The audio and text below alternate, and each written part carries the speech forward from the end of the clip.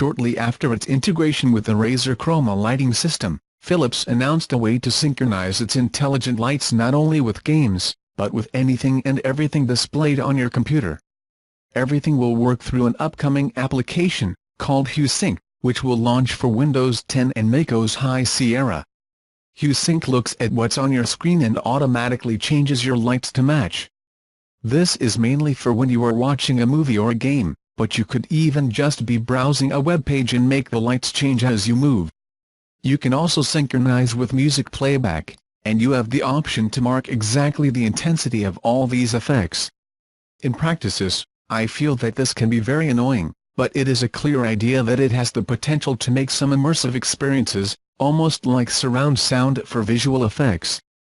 That said, Hue Sync seems like a first step, or a bridge to something that ultimately is better, personalized lighting experiences for every game, movie and song. But that is very far, if it ever happens. Hue Sync is essentially Philips' argument about why studios should get on board to help him get there by demonstrating some of the potential.